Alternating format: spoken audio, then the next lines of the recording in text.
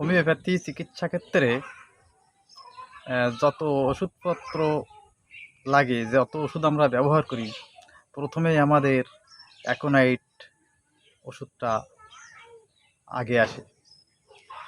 Aconite এর পুরো নাম অ্যাকোনাইটাম ন্যাপেলাস, সংক্ষেপে বলি অ্যাকোনাইট ন্যাপ। এটি একটি উদ্ভিজ্জ ওষুধ। এই ওষুধটি কিন্তু ক্রনিকের পরে তেমন কার্যকরী না, এটা মায়াজমে কাজ করে না। কিন্তু আমাদের ডাক্তারদের প্রথমেই অ্যাকোনাইট ওষুধটা সম্পর্কে ভালো করে জেনে নেওয়া কর্তব্য। এই অ্যাকোনাইটের এক একটা ওষুধের অনেক লক্ষণ আছে, এই অ্যাকোনাইটেরও আছে, কিন্তু প্রধান প্রধান কয়েকটি লক্ষণের কথা আমি বলবো। এই লক্ষণগুলো যত বেশি রোগীর ভিতরে পাবে, তত এই অ্যাকোনাইটের চরিত্র ফুটে উঠবে এবং কাজ হবে। অ্যাকোনাইটের নিজস্ব চরিত্রগত লক্ষণ কতকগুলো আছে।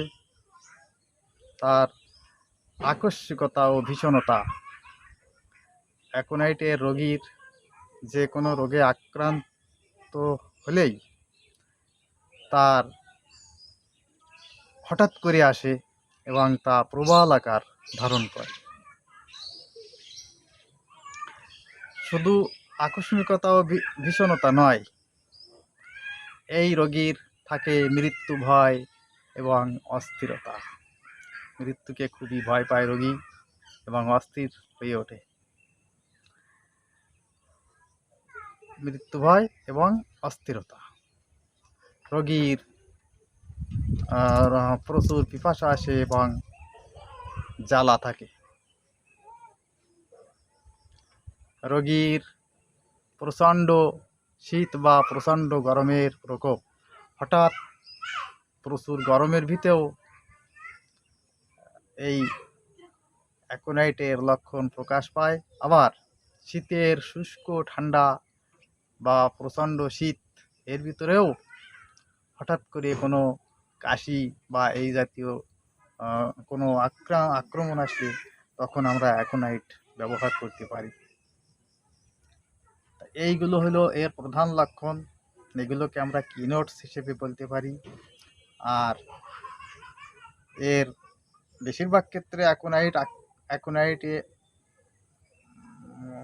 আসে শীতকালের শুষ্ক শীতল বাতাস, বর্ষাকালের আর্দ্র বাতাস এক কথা, শীতের শুষ্ক বাতাস আর এক কথা। শীতের শুষ্কতা, যে শীতল বাতাস, উত্তরের যে বাতাস প্রবাহিত হয়, এর ভিতরে অধিকাংশ ক্ষেত্রে অ্যাকোনাইটের ভাবটা চলে আসে রোগীর ভিতরে। এটা সুন্দর করে মনে রাখতে হবে। আর অ্যাকোনাইট সম্পর্কে ভালো করে বোঝানোর জন্য আমি একটি কবিতা পাঠ করছি অ্যাকোনাইটের উপর। এই কবিতাটা বারবার পড়তে পড়তে এর একটা চিত্র নিশ্চিত ফুটে উঠবে।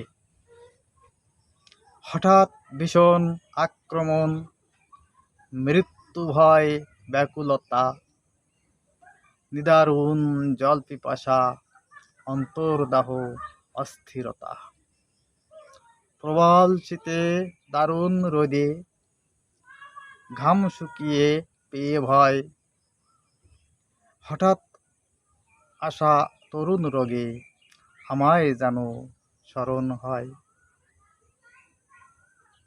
চোখে কানে গলায় বুকে, মাথায় দাঁতে যন্ত্রণাতে, নাকে মুখে জরায়ুতে, টকটকে লাল রক্তপাতে, নাকে সর্দি তরল গরম, বালি পড়ে চক্ষু রাঙ্গা, অকস্মাৎ দৃষ্টিলোপ, কারণ কিছু যায় না জানা,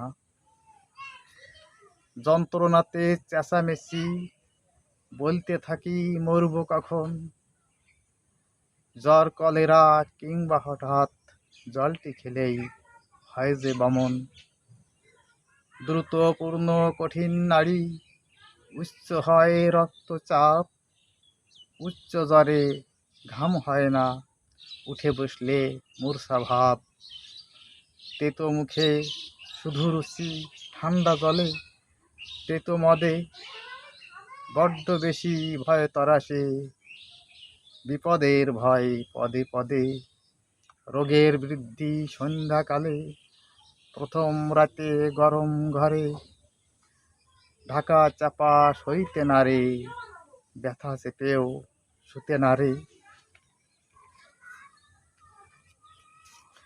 বাম দিকের নিউমোনিয়া হঠাৎ প্রবল জ্বরটি নিয়ে, বাদিক চেপে শুতে না রে, রক্ত আসে কাশতে গিয়ে, কলেরায় মল তরমুজ ঘাটা, বমিও দ্রুত, কিল ধরা কম, চোপসানো মুখ, নীল দাহ, হাত পা ঠান্ডা, নেই কো ঘাম, সদ্যজাত শিশুর শ্বাস রোধে, শিশু রোধে, কচি শিশুর সর্দি জ্বরে, ব্যথায় মুঠি কামড়ে কান্দে, দাঁতের তড়কা উচ্চ জ্বর, চমকায় একটি পেশি, উদারাময় পাতলা সবুজ, দ্রুত স্বল্প তেষ্টা বেশি, শুকনো ঠান্ডা লেগে দিনে, রাতেই ঘুংড়ি এক ঘুমের পর, ব্যাকুলতা ছটফটানি, শুষ্ক দেহ, উচ্চ জ্বর, ভয় পেয়ে ঋতুরোধ, ফলে ডিম্বকোষ প্রদাহ ব্যথা, গর্ভবতীর কৃচ্ছ প্রসব ভীতি ব্যাকুলতা, আমার দ্বারা কাজ পাবে না নিত্য যারা রোগে ভোগে, ম্যালেরিয়ায় টাইফয়েডে উদ্ভিদে বা প্রাচীন রোগে, হঠাৎ নতুন আক্রমণ, দ্রুত বৃদ্ধি অস্থিরতা, অ্যাকোনাইটে দারুণ তৃষ্ণা, মৃত্যু ভয় ব্যাকুলতা। আমার আজ মনে পড়ছে এই অ্যাকোনাইট দিয়ে আমি দুইটি শিশুর মৃত্যু মৃতপ্রায় হয়ে গিয়েছিল, সদ্যজাত নবজাতক, তাদের 20 ঘন্টা প্রস্রাব বন্ধ ছিল। যখন শিশু দুটি হাসপাতালে ভূমিষ্ঠ হয়েছিল, তখন ধাত্রীরা অনেক টানাটানি করেছিল। শিশু দুটি বেশ বড়সড় হয়েছিল, তাতে ওই টানাটানি করে বের করার পরে একটা শিশুর 18 ঘন্টা আর একটা শিশুর 20 ঘন্টা প্রস্রাব আটকে গিয়েছিল দুইবার। ওই অ্যাকোনাইট 30, অ্যাকোনাইট ন্যাপ 30 শক্তির ওষুধ 3টি করে পুরিয়া দিয়েছিলাম। আমি এই দুটি রোগের ক্ষেত্রেই ফল পেয়েছিলাম। এখানে হলো প্রকৃতির ভাষা, শিশুরাও বোঝে, ওদের ভিতরেও মন আছে। ওরা যখন টানাটানি করে ধাত্রীরা, ওরা ভয় পেয়ে যায়, ভয় পেয়ে হঠাৎ ভয় পায়, ওই ভয়ের জন্য ওদের ভিতরে যে অর্গান, যে স্নায়ু, ওটা অসাড় হয়ে যায়, ওটা প্রস্রাব বন্ধ হয়ে যায়।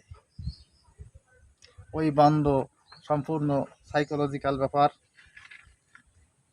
তাই হোমিওপ্যাথি এখানে মানসিক লক্ষণকে সবচেয়ে বেশি গুরুত্ব দেয়।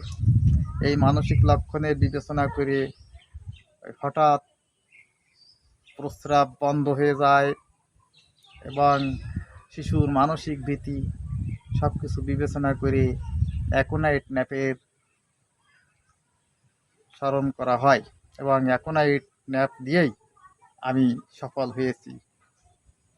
আর অন্যান্য রোগ এর নির্দিষ্ট প্রধান যে লক্ষণগুলির কথা বললাম, ওতে তো সারেই প্রতিনিয়ত জ্বর, কাশি, সর্দি ইত্যাদি ইত্যাদি, এগুলো প্রচুর সেরেছে। চোখ লাল হয়ে যাওয়া, বালি পড়ে, এসব যা কিছু পড়লাম এই কবিতার ভিতরে অনেক অনেক রোগী সেরেছে নিঃসন্দেহে। এই অ্যাকোনাইট ন্যাপকে এই পর্যন্ত রাখলাম।